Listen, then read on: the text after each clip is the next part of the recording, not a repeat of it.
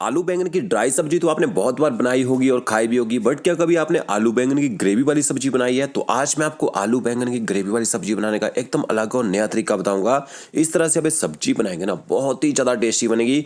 तो चलिए रेसिपी शुरू करते हैं। सबसे पहले यहाँ पे मैंने 600 ग्राम बैंगन लिए हैं, जिनको मैंने अच्छी तरह से धो लिया है। और छोटी वाली बैंगन का मैंने यूज़ किया सब्जी बनाने के लिए। आपके पास छोटे बड़े बैंगन जो भी हो उनका यूज़ आप कर सकते हैं। सबसे पहले ये जो डंठल है इसको हम हटा देते हैं, और इसके बाद आपने ना इसको इस तरह से देखिए थोड़े बड़े बड़े पीसीज में काट लेना है, ताकि जब हम सब्जी बनाए हमारे जो बैंगन है थोड़े से खड़े खड़े रहें सब्जी में। और इसके बाद आपने बैंगनों में पानी डाल देना है। बैंगन काटने के बाद ना डार्क हो जाते हैं, पानी डालेंगे इनका जो कलर है वो डार्क नहीं होता है। तो पानी में डाल के आप छोड़ दीजिए। और इसके साथ में यहाँ पे मैंने आधा किलो आलू लिए हैं।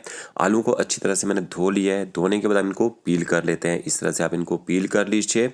और पील करने के बाद आपने आलूओं को ना वेजेस में काटना है। तो ओके, देखिए आलू को आप 1/2 कीजिए और एक के 3-3 पीसेस कर लीजिए। अगर छोटे आलू हो एक के 2 पीसेस कर सकते हैं। और इस तरह से आप ना आलूओं को वेजेस में काट सकते हैं। देखिए एक साइज में कटिंग हुई है ना, तो इतने मोटे मोटे पीसेस आपने इनके काट लेने हैं। और कटिंग करने के बाद आपने आलूओं को ना अच्छी तरह से धो लेना है, या फिर आप पानी में डाल के छोड़ दीजिए ताकि इनका भी कलर डार्क ना हो। धोने से क्या होता है, इनके बाहर से एक्स्ट्रा स्टार्च होता है ना, वो निकल जाता है। तो आलू बैंगन कटिंग हो गई। मसाला बनाने के लिए 2 प्याज 3 टमाटर लिए मैंने। जो प्याज है इनको आपने चॉप कर लेना है, और टमाटरों को आप पीस के यूज़ कीजिए, इससे अच्छी ग्रेवी बनेगी। यहाँ मैंने स्टेनलेस स्टील की कढ़ाई ली है। सबसे पहले 3 बड़े चम्मच हम उसमें ऑयल के ऐड करेंगे। ऑयल जैसे गर्म हो जाए, आलूओं का पूरा पानी आपने निकाल देना है, और इनको आपने ना शैलो फ्राई करना है। कितनी देर करना है? कम से कम 3 से 4 मिनट तक आपको उनको शैलो फ्राई करना पड़ेगा। इससे क्या होगा, जब आप आलूओं को फ्राई करके बनाते हैं सब्जी में टेस्ट तो बहुत ही बेहतरीन आता है। ऊपर से हमारे जो आलू हैं सब्जी में ना टूटते नहीं है। तो ये देखिए जैसे आपको लगेगा ना कि आलूओं का कलर हल्का सा चेंज होना शुरू हो चुका है, इसके बाद आप इनको निकाल लीजिए। और इसी बचे हुए ऑयल में आपने बैंगन भी शैलो फ्राई करने हैं। तो ये देखिए बैंगनों का पूरा पानी मैंने निकाल दिया था, और बैंगन को अच्छी तरह से ऑयल के साथ मिक्स कर लेते हैं। और गैस की फ्लेम आपने मीडियम टू हाई रखनी है। जब आप बैंगन को शैलो फ्राई करेंगे इसके साथ में थोड़ा सा हल्दी पाउडर डाल दीजिए। इससे क्या होगा, बैंगन जब शैलो फ्राई होंगे इनमें अच्छा कलर आ जाएगा। तो ये देखिए अच्छे से हल्दी को भी मिक्स कर लेना आपने। इसके बाद ऊपर से कवर कर दीजिए। गैस की फ्लेम आपने मीडियम करनी है। 3 से 4 मिनट तक मीडियम फ्लेम इनको पकने दीजिए। बैंगन को कवर करके पकाएंगे, बैंगन बहुत ही जल्दी सॉफ्ट हो जाते हैं। तो ये देखिए लगभग 3 मिनट के बाद देखेंगे बैंगन बिल्कुल सॉफ्ट हो जाएंगे। बैंगन को आपने 70 से 80% तक पका लेना है। और आलू को शैलो फ्राई करेंगे 40 से 50% ही आपने इनको शैलो फ्राई करना है।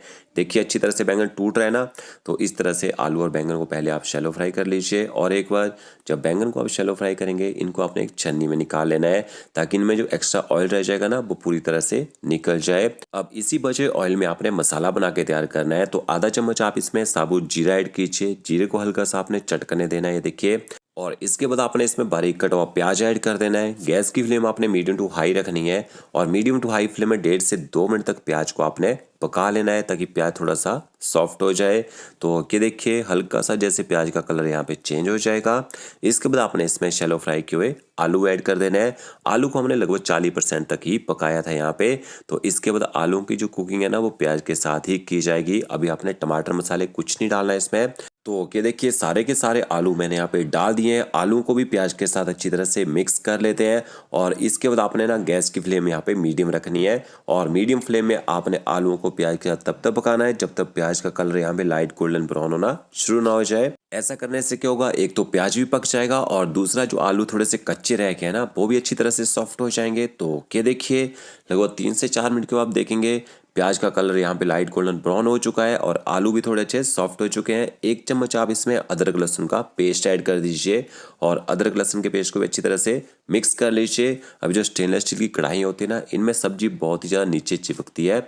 अगर आपकी सब्जी हल्की सी नीचे लगे, हल्का सा आप इसमें पानी डाल दीजिए। इससे क्या होगा, सब्जी जो कढ़ाई के नीचे चिपकी होगी ना पूरी तरह से छूट जाएगी। अब आपने पेस्ट को 1 से 1.5 मिनट तक यहाँ पे पका लेना है। देखिए पेस्ट भी पक चुका है। इसके बाद आपने इसमें मसाले ऐड करने हैं। आधा चम्मच हल्दी पाउडर, 1 चम्मच काश्मीरी लाल मिर्च पाउडर ऐड कीजिए इसमें। हल्दी पाउडर और काश्मीरी लाल मिर्च पाउडर को भी मिक्स कर लीजिए यहाँ पे, और 30 से 40 सेकंड तक बिल्कुल लो फ्लेम में आप इनको पका लीजिए। इससे ना कलर अच्छा आएगा सब्जी में। और इसके बाद आपने इसमें पिसे हुए टमाटर ऐड कर देने हैं। टमाटरों के साथ में सब्जी में नमक भी डाल दीजिए। तो 1 चम्मच भर के मैंने इसमें नमक ऐड कर दिया है। अच्छी तरह से टमाटरों को भी मिक्स कर लेते हैं आलूओं के साथ में। और मिक्स करने के बाद आपने ना टमाटरों को तब तक पकाना है जब तक टमाटर पकने के बाद अच्छे से ऑयल न छोड़ते हैं। तो कम से कम 2 से 3 मिनट लगेंगे टमाटर को पकने में। ऊपर से कवर कर दीजिए, एकदम लो फ्लेम में आप इनको पकने दीजिए।